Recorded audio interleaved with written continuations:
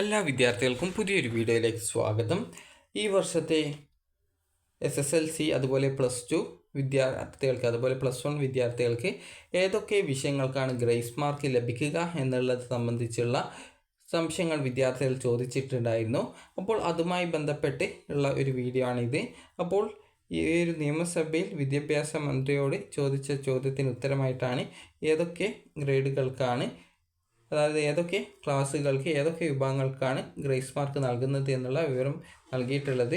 അപ്പോൾ ശ്രീ DK മുരളി എന്നവർ ആ ഒരു ചോദിച്ചത് 10ാം ക്ലാസ് +2 വിദ്യാർത്ഥികൾക്ക് ഏതെല്ലാം മികവുകളുടെ അടിസ്ഥാനത്തിലാണ് ഗ്രേസ് മാർക്ക് നൽകുന്നതെന്നും ഓരോ വിഭാഗത്തിനും എത്ര മാർക്ക് വരെയാണ് ഗ്രേസ് മാർക്ക് നൽകുന്നതെന്നും വിശദമാക്കാമോ എന്നാണ് ചോദിച്ച ചോദ്യം. അപ്പോൾ അതിന് വിദ്യാഭ്യാസ മന്ത്രി നൽകിയിട്ടുള്ള ഉത്തരം എന്ന് പറയുന്നത് 10ാം ക്ലാസ് +2 വിഭാഗങ്ങൾക്ക് ഏതെല്ലാം മികവുകളുടെ അടിസ്ഥാനത്തിലാണ് ഗ്രേസ് മാർക്ക് നൽകുന്നതെന്നും നിലവിൽ ഓരോ വിഭാഗത്തിലും എത്ര മാർക്ക് വരെയാണ് ഗ്രേസ് മാർക്ക് നൽകുന്നതെന്നുമുള്ള വിശദാംശങ്ങൾ ഇവിടെ നൽകിയിട്ടുണ്ട്. അപ്പോൾ ഇവിടെ ഓരോ ഇനങ്ങൾ നൽകിയിട്ടുണ്ട്. അപ്പോൾ നമുക്ക് ഓരോ ഇനങ്ങൾ ജസ്റ്റ് ചെക്ക് ചെയ്ത് നോക്കാം.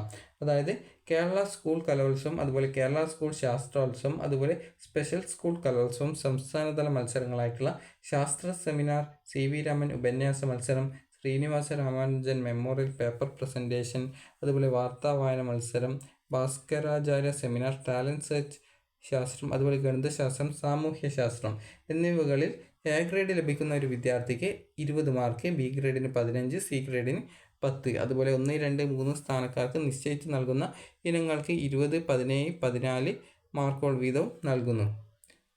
അതുപോലെ തന്നെ ജൂനിയർ റെഡ് ക്രോസ് വിദ്യാർത്ഥികൾക്ക് 10 മാർക്കാണുള്ളത്. അതുപോലെ സ്റ്റുഡൻറ്റ് പോലീസ് കാഡറ്റ് പ്രൊജക്റ്റിന് അതിൽ സ്റ്റുഡൻറ്റ് പോലീസ് കാഡറ്റുകൾക്ക് 20 മാർക്കാണ്.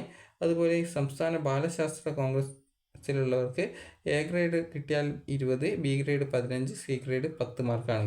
അതുപോലെ ദേശീയ ബാലശാസ്ത്ര കോൺഗ്രസിന് 25 മാർക്കാണുള്ളത്. അതുപോലെ scout and guides higher secondary വിഭാഗത്തിന് 25 മാർക്കാണ് ഉണ്ടാവുക.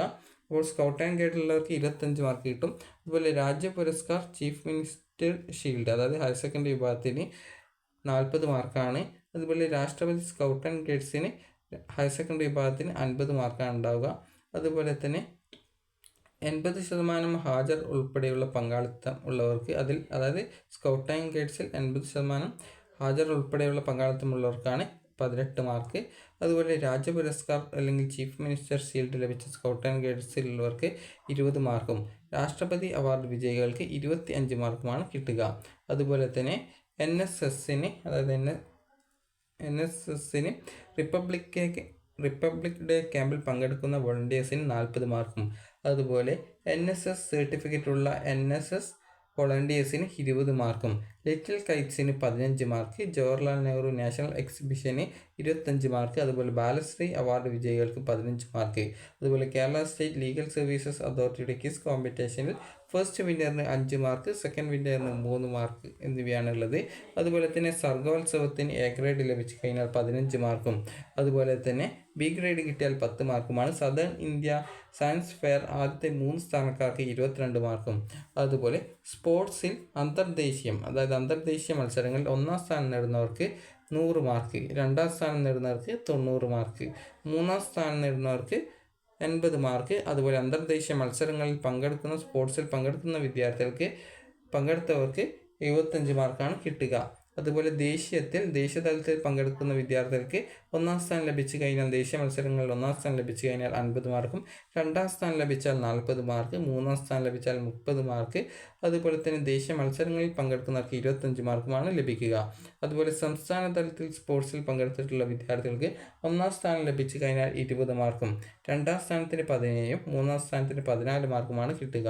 അതുപോലെ NCCയിൽ ഉള്ള വിദ്യാർത്ഥികൾക്ക് റിപ്പബ്ലിക് ഡേ പരേഡ് ക്യാമ്പിൽ, അതായത് RDC അല്ലെങ്കിൽ താൽ സൈനിക് ക്യാമ്പ്, അതുപോലെ തന്നെ ഓൾ ഇന്ത്യ നൗ സൈനിക് ക്യാമ്പ്, അതുപോലെ തന്നെ ഓൾ ഇന്ത്യ വായു സൈനിക് ക്യാമ്പ്, അതുപോലെ തന്നെ അതായത് ഈ ഒരു യൂത്ത് എക്സ്ചേഞ്ച് പ്രോഗ്രാം, അതുപോലെ SPLNIC, അതുപോലെ തന്നെ അതായത് ഇത്രയും വിഭാഗങ്ങളിലുള്ളവർക്ക് 40 മാർക്കാണ് കിട്ടുക.